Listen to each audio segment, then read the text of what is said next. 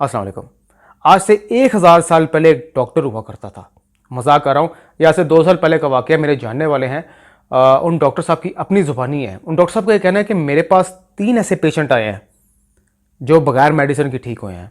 पहला घुटनों के दर्द वाला, दूसरा कमर के दर्द वाला, तीसरा इंतहाई सुस्त वजूद वाला। पहला पेशेंट जब मेरे पास आया घुटनों के दर्द वाला, तो उसकी कंडीशन, उसकी हालत से देख के लग रहा था कि उसको वाकई ही एक पेन से गुजर रहा है। क्योंकि डॉक्टर पहचान जाते हैं पेशेंट्स को कि जिस तरह की पेन से वो गुजर रहे होते हैं, जैसे भी उनकी कंडीशन होती है। तो उस पेशेंट का ये कहना था कि जी मेरे घुटनों में हर वक्त एक छोटी सी पेन रहती है, जिसकी वजह से ना मैं सही तरह बैठ सकता हूँ। अगर मैं बैठ के खड़ा हूँ तो तब दर्द होती है, अगर मैं काफ़ी देर खड़ा रहूँ और बैठ जाऊँ तब हल्की सी पेन होती है। नमाज मैं सही तरीके से नहीं पढ़ सकता, और अगर मैं वॉक नहीं सही तरीके से कर सकता। तो डॉक्टर साहब का कहना है कि मैंने उसकी कंडीशन देख के उसको 2 से 3 मेडिसिन दी और 2 छोटी छोटी मैंने एक्सरसाइज को बताई कि घर में बैठ के आप किसी भी जगह बैठकर आप ये एक्सरसाइज कर सकते हैं। तो वो वहाँ से चले गए। तो 6 महीने बाद वो मेरे पास दोबारा आए। तो जब मेरे पास आ रहे थे, यानी कि वेटिंग रूम में जब बैठे होते थे, जब आपके पास डॉक्टर के पास चल के आ रहे होते हो, कहते मैंने उसी जगह से ना उसकी कंडीशन, उसकी बॉडी लैंग्वेज देख के मैंने अंदाज़ा लगा लिया था कि इनकी हालत अब 90% जो है वो ठीक है। मैंने कि इनको पेन रिलीफ मिल गया है, और क्योंकि इन्होंने मेरी मेडिसिन हो सकता है रेगुलर खाई है और जो मैंने एक्सरसाइज बताई है उस पर इन्होंने अमल किया हो। तो जब वो उनके साथ आके मुलाकात की, उन्होंने कहा जी आपकी बॉडी की लैंग्वेज देख के मैं समझ गया हूँ कि आपको काफ़ी हद तक अब आराम है। तो उस पेशेंट का ये कहना है कि जो आपने मुझे मेडिसिन लिख के दी थी ना, मैं उससे ठीक नहीं हुआ। मैं उस दिन उस रात को आपके पास से होकर गया तो था, और वो मेडिसिन मैंने ख़रीदी भी थी, पर मैंने उसको हाथ तक नहीं लगाया। डॉक्टर साहब कहते हैं कि मैं बड़ा हैरान हुआ कि आप जब 6 महीने पहले मेरे पास आए थे, बड़ी आपको पेन थी आपके घुटनों में, और आपकी कंडीशन देख के मुझे लग रहा था कि वाकई आपको पेन है। तो आपने जो मैंने मेडिसिन दी है वो नहीं खाई, आपने एक्सरसाइज नहीं की, तो ये इस मुआवजे, ये जो आपके साथ मुआवजा हुआ है कि आपकी पेन खत्म हो गई है, इसकी वजह क्या है? कहते हैं मेरे साथ कोई मुआवजा नहीं हुआ। जिस दिन मैं आपसे होकर, आपके क्लिनिक से होकर जब मैं अपने घर वापस गया था, तो मेरे बेटे का एक दोस्त घर में बैठा हुआ था, वो योगा इंस्ट्रक्टर है। तो उसने मुझे देखा कि अंकल की हालत बड़ी ख़राब है। उसने मेरे से पूछा कि अंकल आपकी हालत इतनी ख़राब क्यों है? मैंने उसको बताया बेटा मेरे ना घुटनों में बड़ा दर्द है।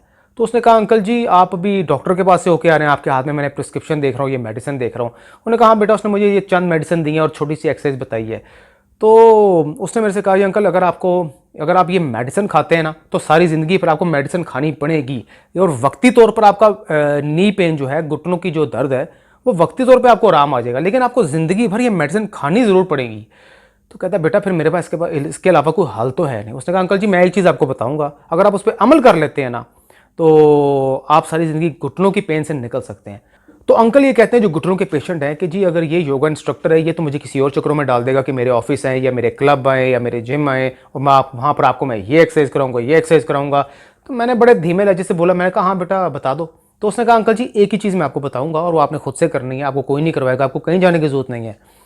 तो मैंने उससे बोला अंकल जी आप नमाज़ पढ़ते हैं? तो वो कहता है जी बिल्कुल मैं पढ़ता हूँ, नमाज़ तो मैं पढ़ता हूँ, लेकिन मैं बैठ के नमाज़ पढ़ता हूँ। तो उस मेरे बेटे के दोस्त जो योगा इंस्ट्रक्टर था, उसने मुझे बोला कि अगर आपने अब बैठ के नमाज़ नहीं पढ़नी, अब आपने खड़े होकर नमाज़ पढ़नी है। तो और जब आप रुकू में जाते हैं, सजदे में जाते हैं, और जब दूसरी रकत के लिए आप खड़े होते हैं, तो आपने किसी चीज़ का सहारा नहीं लेना। शुरू में 1-2 हफ्ते आपको थोड़ी मुश्किलात का सामना करना पड़ेगा, लेकिन आप इस चीज़ के आदी हो जाएंगे। तो वो अंकल जो पेशेंट थे घुटनों के, उनका ये कहना था कि मैंने उसकी बात पे, इस एक छोटी सी बात पे अमल किया, तो आस्ता आस्ता मेरे घुटनों से पेन जाता रहा।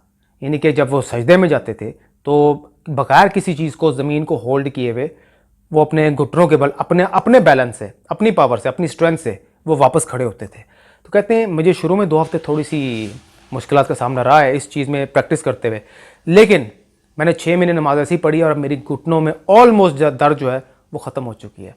तो वो अपनी स्टोरी डॉक्टर को ये बताने आए थे कि मेरी दर्द जो रिलीफ हुई है वो इस वजह से हुई है, किसी की मेडिसिन की वजह से नहीं हुई। डॉक्टर साहब कहते हैं मुझे बड़ी खुशी हुई थी ये सुन के कि इन्होंने मेडिसिन अपनी ज़िंदगी में अपनाने के बजाय, ये एक मौजज़ा ही है कि आपको कोई एक्सरसाइज ऐसी बता दे जिससे आपका पेन रिलीफ हो जाए या वो सारी ज़िंदगी के लिए ख़त्म हो जाए। दूसरा पेशेंट कमर के दर्द वाला, डॉक्टर साहब का ये कहना था कि दूसरा जो पेशेंट मेरे पास आया उसकी कमर में दर्द थी। उसका ये कहना है कि मैं इतना मसरूफ़ होता हूँ कि मैं हर वक्त ऑफिस में बैठ के काम करता हूँ, मेरा बैठने वाला काम है, और जब मैं घर आता हूँ तब भी मैं बैठा रहता हूँ।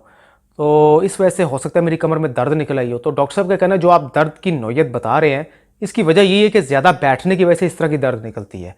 तो उसने कहा कि मैं इतना मसरूफ़ होता हूँ कि ना मैं जिम जा सकता हूँ, ना मैं वॉक कर सकता हूँ, मेरा काम ही बैठने वाला है। तो डॉक्टर साहब ने बोला आप एक चीज़ तो ज़रूर कर सकते हैं। वो पेशेंट ने बोला क्या? उसने कहा आप नमाज़ तो पढ़ते होंगे। उसने कहा ही नमाज़ नहीं मैं पढ़ता। तो डॉक्टर साहब ने बोला नमाज़ आप शुरू कर दें, नमाज तो वैसे भी मुसलमान पे फ़र्ज़ है, तो वो तो पढ़नी ही पढ़नी, जिसका हिसाब मरने के फ़ौरन बाद सबसे पहले देना है। तो नमाज आप शुरू कर दें, आप जिम बेशक शुरू करें ना करें, आप वॉक शुरू करें ना करें, लेकिन नमाज आप शुरू कर दें। उसने कहा जी इसका नमाज से क्या ताल्लुक है बैक पेन से? आप मुझे कोई मेडिसिन बताएं, कोई एक्सरसाइज बताएं, कोई ऐसी चीज़ बताएं जिससे, कोई बेल्ट बताएं जिससे मेरी बैक पेन जो है वो रिलीफ हो। उसने कहा नमाज के अंदर ही आपको एक्सरसाइज मिल जाएगी। जब आप रुकू में जाएंगे ना, जिस तरह की नौयत की आपकी दर्द है ज़्यादा बैठ बैठ कर, आपकी कमर में जो दर्द निकल आई है, आप जब नमाज में रुकू में जाएंगे ना और वापस आएंगे तो आपकी कमर को स्ट्रेच मिलेगा।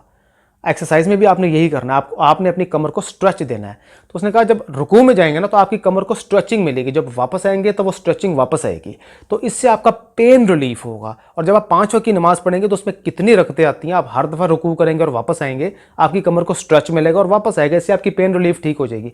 बहरहाल 2 महीने बाद वो शख्स दोबारा आया। उसने कहा जी बिल्कुल आपने सही बोला था, मुझे बगैर आपने मेडिसिन की ठीक किया, सिर्फ एक चीज़ बता के कि नमाज पढ़ो और नमाज में जो स्ट्रेचिंग करते हो उससे तुम्हारी दर्द जो है रिलीज हो जाएगी। तो ये भी एक मौजज़ा ही है कि बगैर मेडिसिन के एक इंसान ठीक हो गया एक छोटी सी एक्सरसाइज से, नमाज से।